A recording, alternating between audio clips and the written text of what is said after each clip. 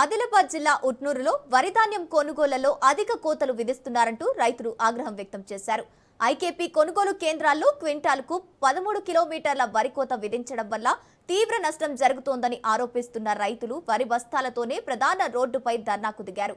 మండు టెండలో గంటకు పైగా సాగిన ఈ ఆందోళనతో ఉట్నూరు, దంతన్పల్లి, మంచిర్యాల రహదారిపై వాహనాల రాకపోకలు పూర్తిగా స్తంభించాయి. ఈ ధర్నాకు బీజేపీ నిర్మల్ జిల్లా అధ్యక్షుడు రితీష్ రాథోడ్తో పాటు పలువురు నాయకులు మద్దతు తెలిపారు.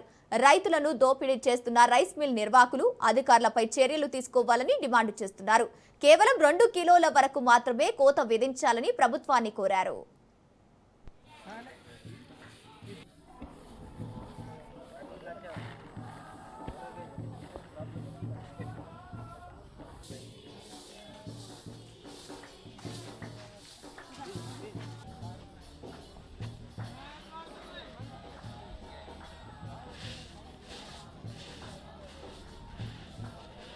నిర్లక్ష్యం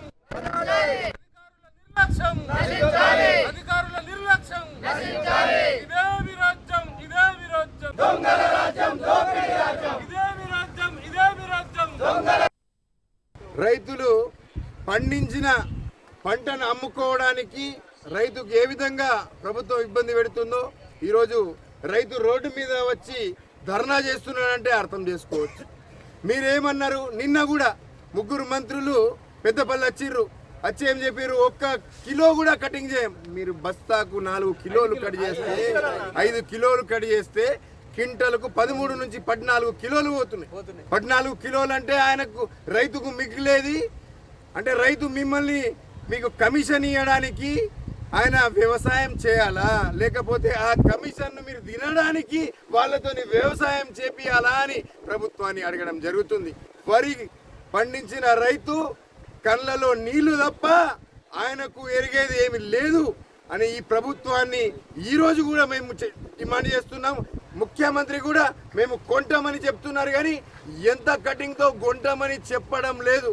ఎందుకంటే ఈ రాష్ట్రంలో రైతు పండించే పంట పైన కమిషన్ తినడానికే ఈ ప్రభుత్వము పనిచేస్తుందని చెప్పడంలో ఎటువంటి అతిశయోక్తి లేదు. ఇప్పటికైనా మీరు కళ్ళు తెరిచి అధికారులను పంపించి, ఎంఆర్ఓ గారు కూడా ఇక్కడ వచ్చారు, పోలీసు వ్యవస్థ కూడా ఇక్కడ వచ్చారు, మీకు కూడా చెప్పదలుచుకున్నాం సార్. ఒకసారి అందరినీ మాట్లాడి